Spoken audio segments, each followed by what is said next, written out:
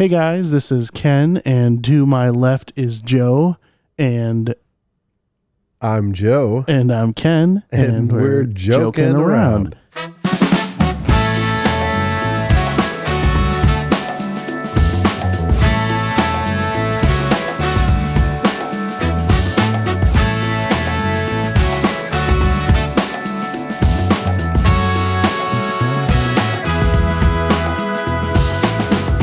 Today, we are looking at some football.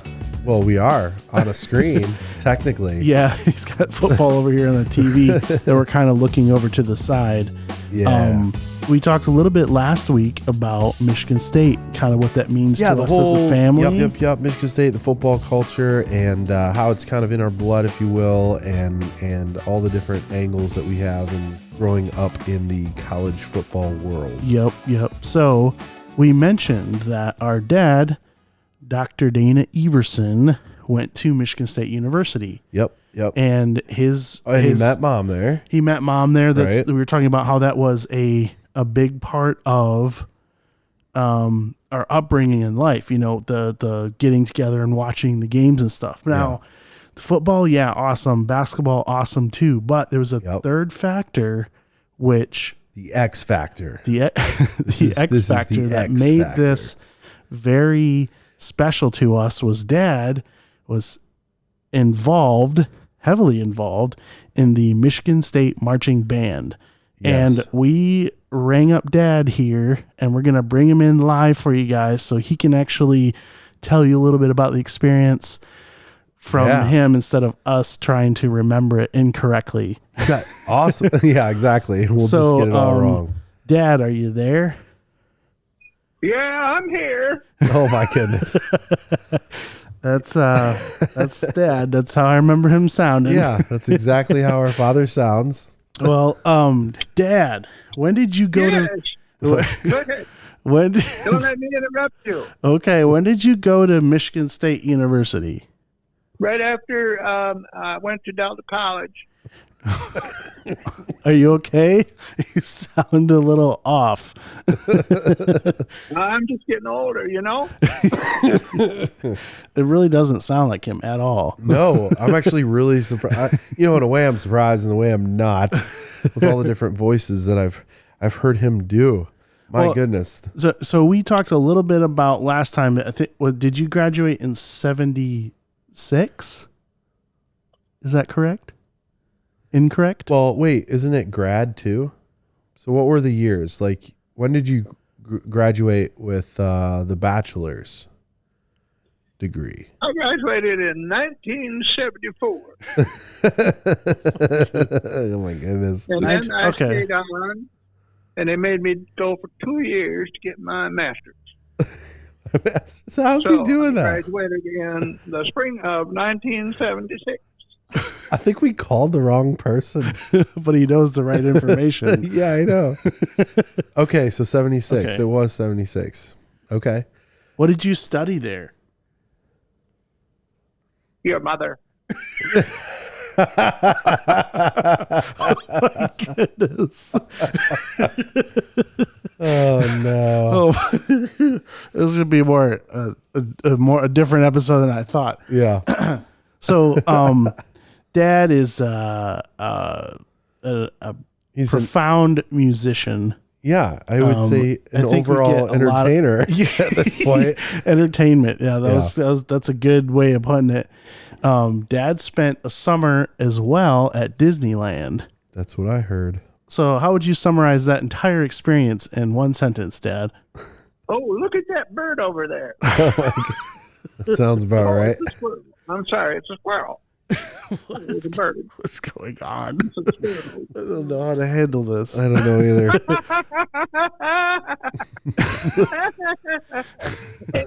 It wasn't neither. It was a little bitty bird. It was a hummingbird. Oh. A hummingbird. I don't know. Dad, are you okay? Is Mom there? Is everything okay? Is this a call for help? I think it is. Blink twice. Wait, no, you can't see him. We can't see the blinking. Yes. I studied. I studied for my master's. Oh my God. I studied the saxophone. I have a master's on saxophone performance, and that's why I had the hummingbird in my mind. The saxophone. Yes. You play in the Yeah, marching band, saxophone. right? Yeah, that's right. That's right.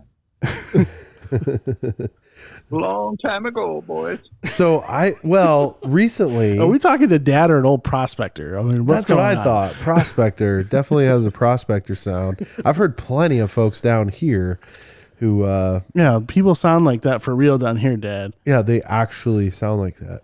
They might get offended. Yep. We're going to have call-ins now, people. We're going to have to write apology letters. No, I recently, you know this, and you've been there and seen Dad march before, right? Yes. You went with us. I had my boys come and watch my dad march, which was awesome, Dad. That was so cool. That was one of D'Antonio's last games too, by the way, right? Remember that season? And they had like a little celebration kind of thing on the field and everything for him and all that. And then they had, was it 100 years, Dad, of NCAA or Michigan State being in football or something like that? It was 100. It was some kind of, and then that meant also that the band had a certain number of years, 75. I heard. Who cares about the school? Yeah. There's only one thing that's important is the band. Yeah, that's kind of the point of this. That was the third factor we talked about was Yes, the X factor here. Was the X factor was the Michigan State marching band. Oh, so that reminds me, I have to butt in really quick. I just did the Wake Forest halftime show where the marching band performed while I performed or whatnot, right? They played while I performed.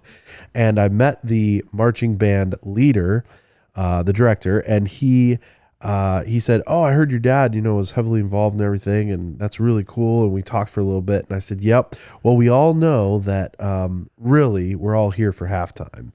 And it was right in front of the band and some of the players and like everybody, and he just started dying laughing, and I was like, "That was something my dad told me." Yep. And anyway, he loved it. He's like, "I'm gonna make T-shirts out of that." So you may have some money headed your way, Dad. Some royalties. Yeah.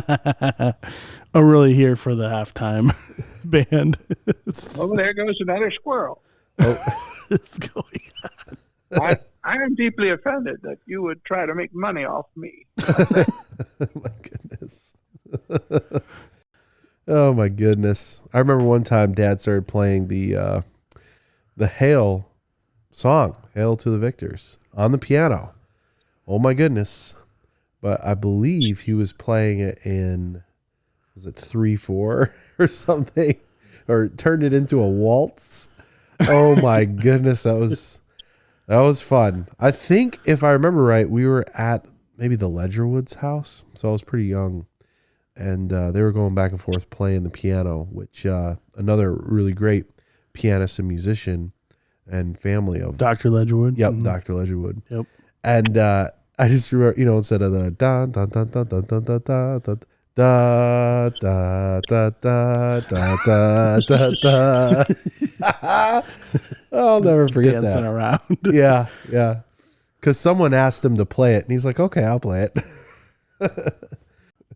You tired of talking to me? Well, I wanted to ask you what was the biggest. Hey, dummy! Hey, dummy! Come here! Come here! I think he's trying to steal the show. Oh, They want to talk. They want to talk to you, not me. Hello. Hi, Dad. I don't know who got a hold of the some phone. crazy person. It was an old just prospector on Yeah. there. Tried to steal your identity. Hey, Ken and Joe. Good to hear from you. talking. Well, let's do this episode all over again. Start over. I wanted to ask you what was the best lesson you learned being a part of the marching band? Well, Let's see. I can think of a couple things that come to my mind. One is discipline and organization and orderliness can be very good things. It all contributes to the overall effect. I used to hear that the fastest way to get a group of people from one place to another in an orderly fashion, of course, is to march them, not to just tell them to run there. And so that's one thing I learned. Another thing I learned is one of the truths from, let's see, I can't, it slipped my mind what psalm it is, but it talks about, it mentions that people want to gravitate to a group, an organization. They always tend to feel better when they're part of a group. And so I learned, I didn't realize actually as much as I did when maybe a year or two after I left school, after I had graduated, how much it means to be a part of an organization that is disciplined and musical and entertaining and fulfills those kinds of responsibilities. Do you think there was a greater unity in the years that you went there than maybe before? You mean within the band or within within the band? Oh, I don't know that it's much different than it was as far as that aspect of it. They seem to still, every time I've seen them, they still have something that they hang their hats on. You know, they have the school song and they have the alma mater and they have their traditions, and most of the traditions are, good things. Mm-hmm. There are some things that aren't so good, but most of us want to be a part of something, and I'm not talking about becoming obsessed and becoming a cult member or something like that, but but most of us want to be a part of something. Sure. Yeah. And something that's hopefully constructive and helps people in some way. Maybe it's, again, like I said, there's a lot of entertainment involved there in the marching band, of course, but yeah. So those are a couple things I've learned being in the band. I also learned more about the power of music than I had realized. Very powerful. Music is a powerful thing. And the excitement that the marching band can generate as part of a halftime show, that's already obvious as I've watched a few college games now this fall, where they've had pretty much full stadiums and they had a marching band there, whether it was MSU band or the other groups. It's part of the whole enjoyable experience of going to a college football game or basketball game, pep band. Sure. Because you were also involved in the hockey pep band too? As far as I can remember, I was the first director when I was graduate assistant of the hockey pep band at Munn Arena. I'm not 100% sure. I'm about 98% sure. Frozen lips on the instruments and everything. Yeah.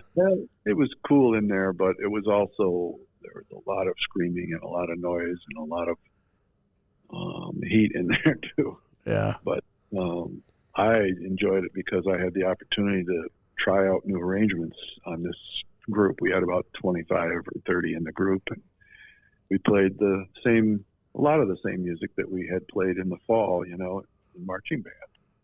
And we just got that into the folders, and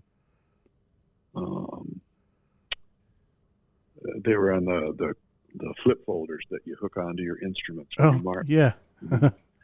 But I probably wrote, I don't know, maybe a dozen, maybe 15, something like that, arrangements, at least in that one season that I did that. And I think maybe I did it for 2 seasons, because I was there for 2 years as grad assistant. Nice. So when you went to Disney, was that while you were a student or a GA or before that? I was, or after? Let's see, it was between my junior and senior year in my bachelor's degree. Yeah. So I came back. Let's see, is that right? I think so. So that was a summer. No, yeah, that was summer of '73. Okay. And I graduated with my bachelor's in the spring of '74. So yeah, I came back. I think that's right. I was a senior, and had been elected to be the band president for that following year, the fall of '73. What did a band president do? Well, probably more of a figurehead than much else, but Kind of like a captain on a football team? well, maybe somewhat, but more of a cheerleader, I guess. Somebody that everybody would look at. I'd climb up to the top of the tower and give a fever pitch pep talk. Wow. Nice. Before the game the next day, it's like Friday's rehearsal. Excuse me. At the end of the week, I'd get up there to the last rehearsal, and I'd say, "Okay, guys," and I'd try to rev them up and get them ready and get them charged up, and then we'd sing the alma mater. And I'm talking about like a Friday afternoon rehearsal, and then we'd run off to to supper. And then the next day was the game. And so I did a lot of directing of the alma mater, sometimes a school song, we'd sing it, but it was more of a kind of a pep thing. A spirit, or a spirit, push. Yeah. Rev everybody spirit. up. Yeah. Yeah. Pep talk. Nice. I like that. Yeah. That's cool. Like, it just brings the thoughts of, pregame kind of stuff. I know that's not actually pregame. This is the day before, but we'd have pep rallies, in high school and whatnot. I know it's not the same, but it's that similar idea of coming up with ideas or creative ways, even sometimes, to just tell a little story or something inspirational. Motivation. Yeah, that gets you ready for battle the next day. Yep. That's right. There were a couple times I remember going to Ohio State Stadium and Notre Dame Stadium when I was in the band, not grad assistant, but I was in the band, and those were kind of scary because when you march into the stadium through their entranceway or through a tunnel or something like that, sometimes you have some hostile enemy territory. Yes. Yep. Behind enemy lines. We were told stories of 2 or 3 years before I had come to Michigan State. I guess they'd had a couple of really bad run-ins. People started throwing things at the band. I think this was at Notre Dame, I believe. And they were throwing things at the band when they were marching out after the game, and there were some fist fights and stuff like that. And so we were always warned, don't antagonize people. Just wearing your uniform antagonize. Yep. You don't. And then we were told, remember, we are not a combat unit. we're the band, you know. We're supposed to You probably bring goodwill and Yeah, you cheer probably for feel our like team. it though, with all the discipline and the practicing and the marching and the cohesive unit. You probably feel like you're going to battle when you get out on that field. Yes, and when you're new, especially if you're a freshman right out of high school. I wasn't right out of high school. I was 2 years at Delta Junior College, and That's in right, the summer between those 2 years, I went to the other school.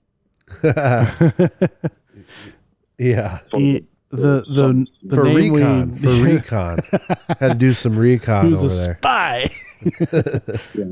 Yeah, I was a spy. But you know, we were not supposed to be combat troops. We were not combat troops, but that's how we fell on a couple occasions. Now there was one time, I think I went to Ohio State maybe twice, and the last time I went there, the last time when I was in the band, I went there as a senior.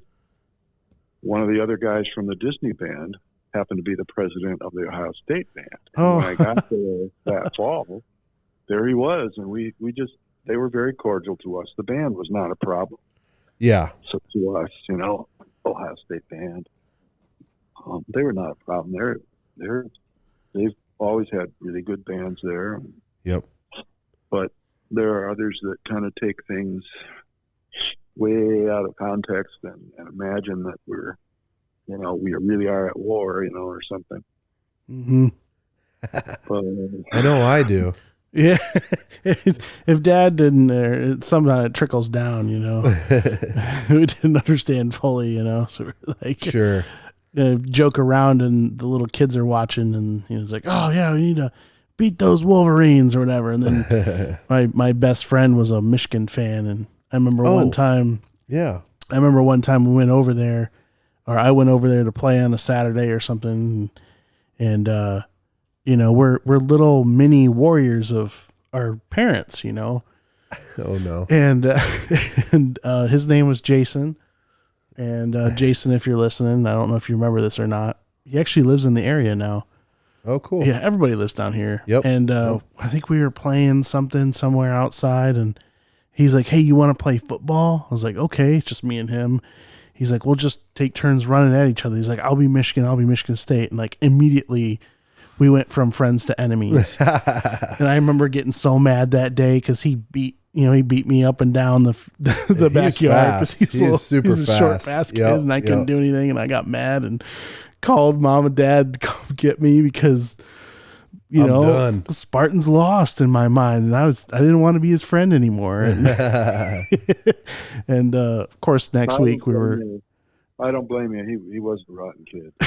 Yeah, he's pretty rotten. Yeah, that whole family's pretty rotten. I've never liked any of them.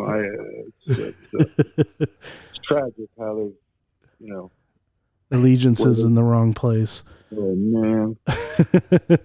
But that just, I always had a good time with that. It's really exciting. It's fun to have that rivalry. You know, it gives you something to grit your teeth into a little bit. And, yeah. So, lastly, I was going to ask you, Dad, about... I gotta ask him a really quick question. Go ahead. So there is something that they do, by the way, Dad, and I've watched a video on YouTube, and I don't know if it's been since you've been there or not, but they actually have like a joint concert or something that they'll do. And the one that I watched was actually at Ohio State, and Michigan State, I believe, were the guests there. And I don't know if it's before a game or if you know what I'm talking about. I forgot the name of it, but I watched a concert basically, and it was really cool. Michigan State actually played the Ohio State their marching band song, fight song, and a couple other pieces I think that were possibly theirs, and vice versa.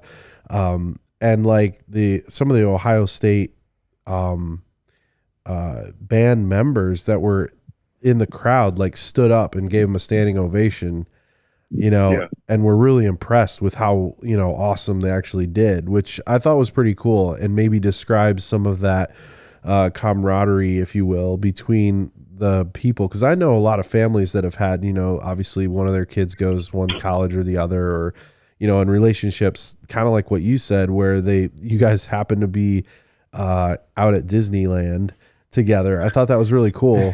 Yeah. But anyway, do you know what I'm speaking of by any chance, or were you involved in any of those?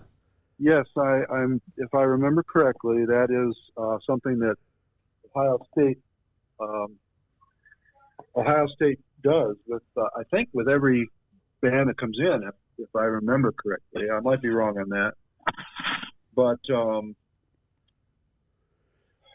I'm sure they did it more than once. I'm sure of that. It may have been a long-term tradition, even. Right. But they see, maybe I can't remember now. If another school did that, like Wisconsin, maybe. I can't remember. Anyway, probably was Ohio State, and the guest band plays, and the opposite band sits and watches, and they usually cheer, and they usually appreciate the other band, and then the other band gets up there. Maybe sometimes they'll have drum offs, Yep. where the drum sections will line up and kind of face each other, and one will do a kind of a routine, and it brings back old memories. Oh no. It kind of makes me want to cry.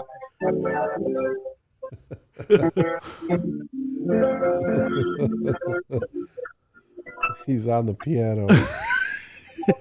On the phone. Oh my goodness. Oh geez. We have to be quiet to hear it.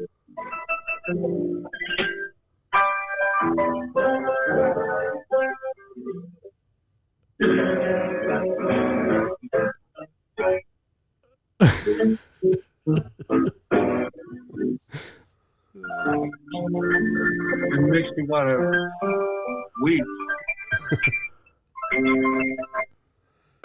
Me too.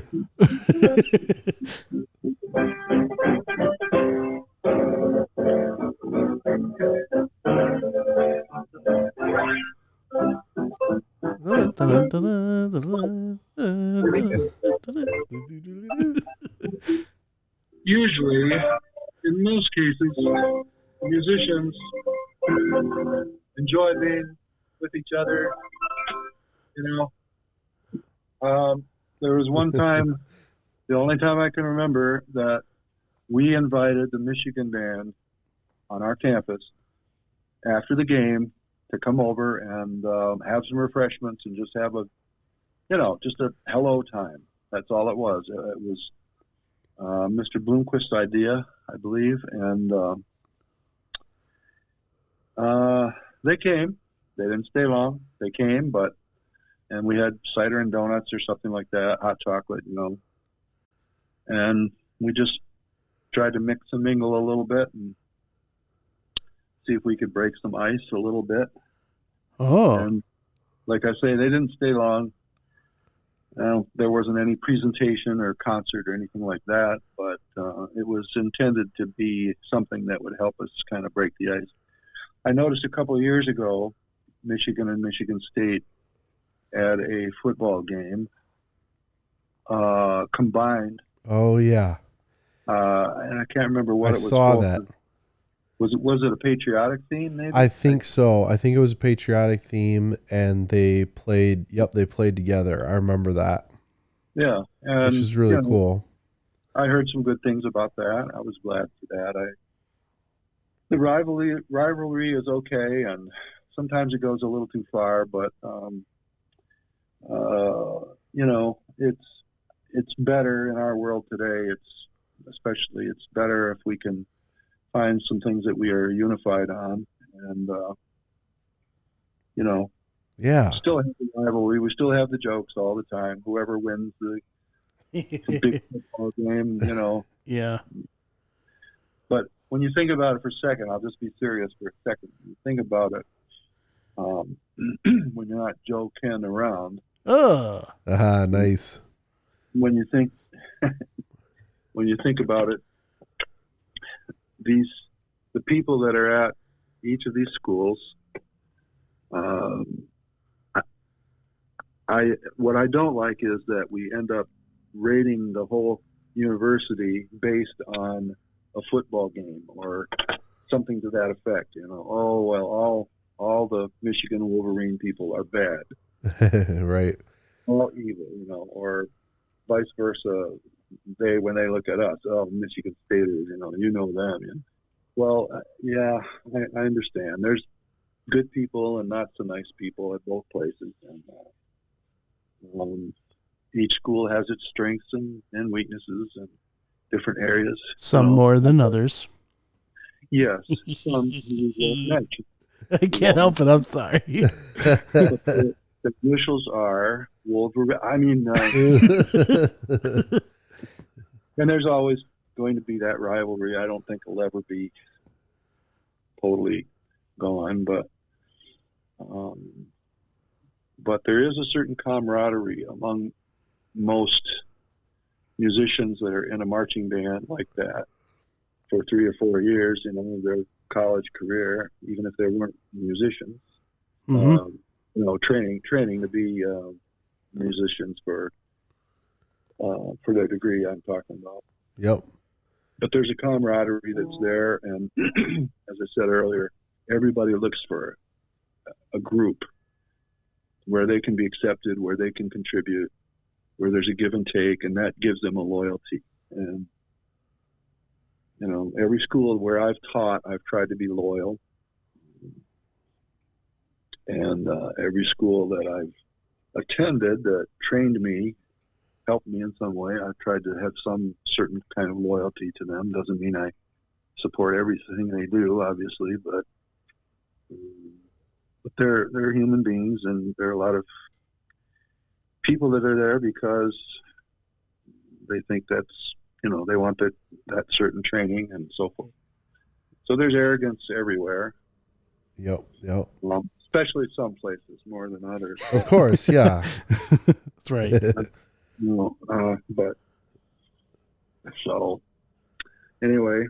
Well, that's good. That's good perspective. It is. I'm glad you kind of went into that a little bit, because I think the joking part of it, if you want to, come back to that, because we're joking around all the time, can be taken out of context a little bit, because I sometimes I'd run into a Michigan fan and then immediately launch into jokes, or vice versa. They would say something and it immediately brings your guard up, and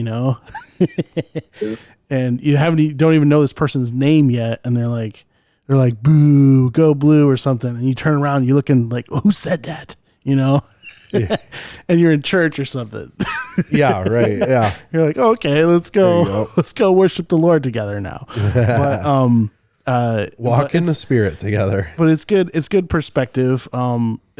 Like Dad said, it's a lot of fun. We really look forward to this time on multiple reasons, the sports side of it, but also the music side and the marching band experience. Dad, are you going to a game this year? No, we're not. You're not? Wait, what? I heard that you might be going here. Wait, I gave him that money for those tickets. Where'd the money go? No. Are we still on the air? Oh, yeah. Yep. Well, yes, I'm going to a game. Yeah. Truth came out. I think Joe and I'm taking the boys. That's gonna be awesome. Yep. We're gonna go out there. I'm trying to remember which game. I think it's the alumni band day, isn't it, Dad? Yeah, it's homecoming and the alumni. Cool. Also the alumni band. It's a night game. Oh. I forgot who we're playing. I can't remember. I think the last one was Doesn't Indiana. matter. You're there for the band anyways. Right. Yeah. We're there for halftime. Who said it? It's probably Dad that said it's a shame that, the marching band has to be interrupted by 2 halves of football. Yeah. Shame. We're kind of sandwiched in there. No, that's good. It's it's quite an experience, like I said, and the camaraderie and the drills and the traditions, so forth. And again, as I said, there's there are a few things that I wouldn't do again if I could go back there, but we remember the good things. We remember the excitement, the pep and excitement of the games, and the camaraderie of being in the band and being able to wear proudly that band jacket. That's part of what it's all about. Like, just like you mentioned earlier, being in the service, you go through basic training, sort of, and it's tough. It's challenging. It's adversity brings people together. You're striving together. That's right. That's what family camp is all about. Yeah. Somewhere, especially if it isn't, you're not all living in air-conditioned suites and things like that. You have to forage for your food, or you have to play games, and you get tired. Suffer through it. Cheer, and you have to do stuff that you don't want to do, at camp, summer camp. But then by the end of the week or the end of the summer, whatever, you realize you made it through, and so you have a bond because you all made it through. Yeah. See? That's what part of what basic training is about in the military. Well, the band is not too far away from that idea, because you come back. I remember coming back after the first week, and after the freshmen had been sort of unofficially accepted by the upperclassmen, because there was a lot of minor kinds of hazing that went on. You have to tie this guy's shoes, or you have to polish their shoes, or if you're in line for lunch and an upperclassman in the band says, I'm ahead of you. No, you're not. Yes, I am, freshman. And okay, yeah, and there's a lot of that stuff. Yeah. But it helps to know that everybody else ahead of you has gone through it, and then at the end they tell you what a great guy you are because you finished. You stuck with it. You stuck with it. You didn't quit. You didn't give up. Now you deserve to be called a Spartan bandsman. And so it's more symbolic than it is, really, really bad kinds of things. It's just right. It's just, it's not life or death. But my next door neighbor can't say that he was a member of the Spartan marching band. Yeah, he can't say that. That's right. Even though he's a former Marine, well decorated and so forth, I was in the Spartan band. Yeah, yeah, yeah. He got the right. Mm-hmm. That's crazy how much that does tie into everything that we've been talking about these last couple episodes, though. So it's absolutely perfect. I'm glad we got to do the call and everything, because even like you mentioned, with the crowds being back and starting to come alive, my own work involved in that, and seeing that open up and being, it's fun because I get to be intimate on that field in a different way than I ever thought I would.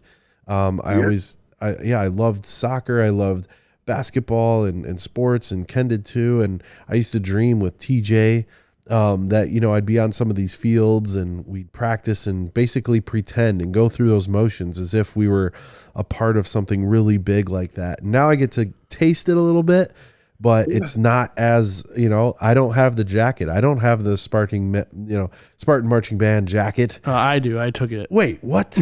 Give it back. Give it back.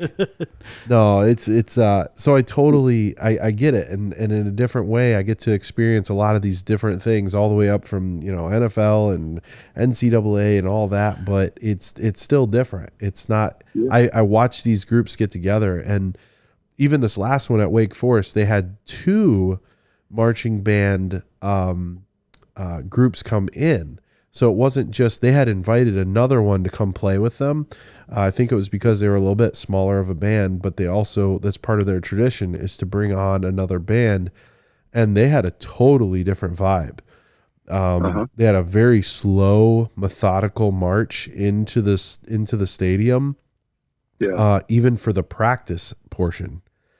And everybody stopped. And it was a very how do I put it? It was almost like a Louisiana, southern New Orleans. Yeah, it was a little bit of that vibe. Yeah, they kind of all moved a little differently, and it had a little bit of a wow factor in a very different way. The drum majors did some flips and things like that at certain points, but all the way through the flag and the way they carried their instruments and everything, it was their own way, and they had their own signature. And that's really cool too. I like seeing that, with all the bands. Of course, I think that the Spartan Marching Band does it the coolest and the best. But it did teach me, and I think you guys taught me, to recognize those things. So even when I'm at a game that has nothing to do with, we're there for a totally different reason, and I'm over here watching the marching band and seeing, are their steps in sync? Are they in a good timing? Are their lines, their rows, whatever they might be called, are they, matching? Do they look right? And I can recognize that. Balanced. Yeah. What do they sound like? Sure. The instrumentation and how it's used and how it was written for them, if they're a smaller group, or the sound that they produce. I know we jokingly, you had said the orchestra of the Michigan marching band, but there's a speck of truth in that, if you will, with all the different bands and how they choose their instrumentation and everything. Anyway, I kind of went off on a tangent there, but I think overall we had been talking about a few of those things, and it's really cool to experience them and to look for those things. The musicality, I don't even know if that's a real word, but recognizing all the aspects of it, like you've talked about in many, many teaching lessons, and even just us experiencing it in the home, where you'll talk about, the different aspects and elements to music. And even in the marching band, we're not saying that everything that anyone ever played is right and good material, but to at least be able to break down what they're doing and what's happening, and making decisions based off of that in the future on what we like and what we think is good, and all of that is really, really cool to be able to break down. And I think a lot of the experiences that you've gone through and Mom has, and then you've brought that down into our lives, has been really, really cool. And sometimes it's just fun. And I think that's really good. I think it's really just fun to be able to listen and start picking out all the different instrumentation and whatnot. That's what this podcast is, basically, is the element of fun in that. And it started beyond us. If I want to say that, we're just passing on the fun that we've inherited. So Ken, you need to ask Dad that one last question. Yeah, Dad. One last question. We have to wrap up this quick. I have to get home and go to work in the morning and stuff. I heard. Hey, Dad, did you kiss Mom on national television? Yeah. And her parents see that? Yeah. Yes, I did. Wow. The cameras were panning in the student section. They have one or two guys that walk around with a very portable camera. And this, you're talking about, way back then. That was many years ago. But he would, this guy would pan around and walk around the stadium and try to catch interesting shots. And, then the producer or the director upstairs in the media booth for the television would choose which ones to use and so forth. Well, I thought, boy, I'll give him something to look at,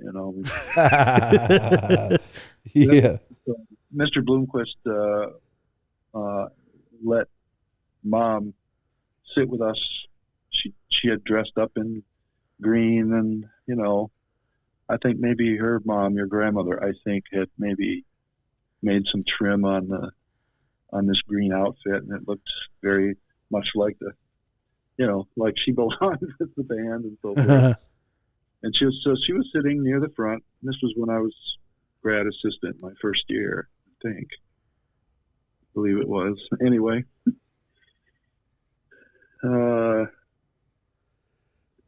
maybe it was before that. I'm sorry.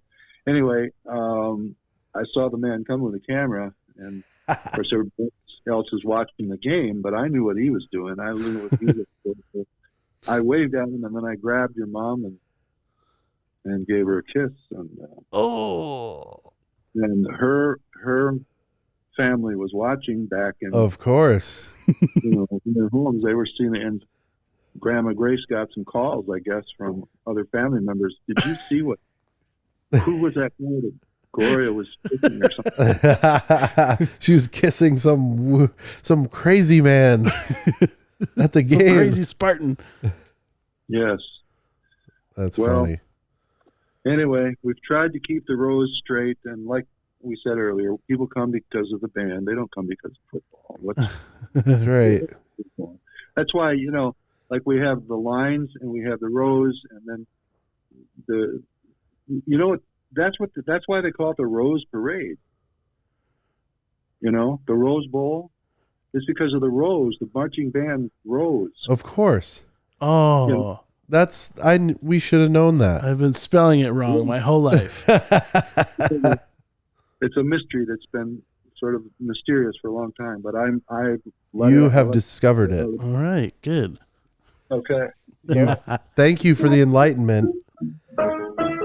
There we go.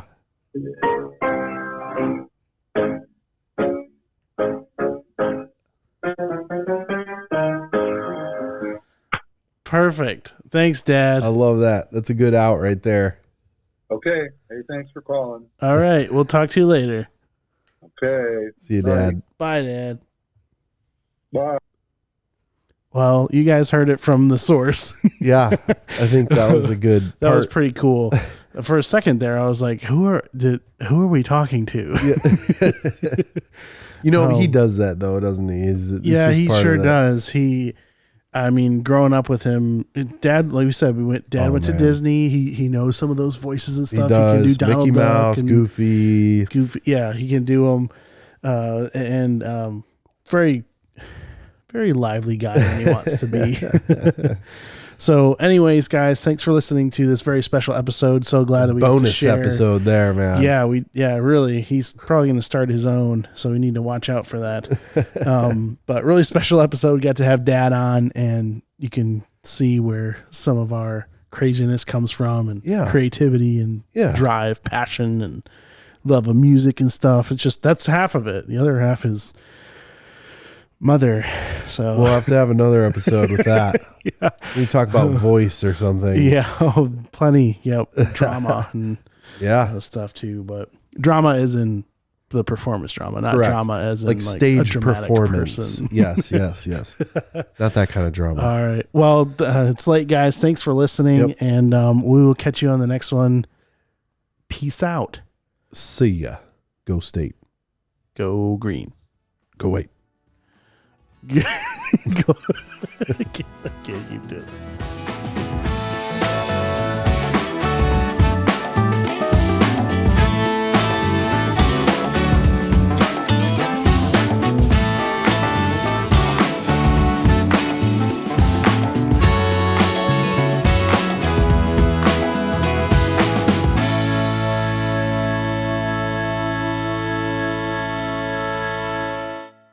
Just in case. This is the police. Can he hear me? Yeah, he can hear you. Okay. Let's make sure he can hear us. Hello? Hey, Dad. Can you hear me? Yes. How you doing? Okay. Joe's here too. Hey.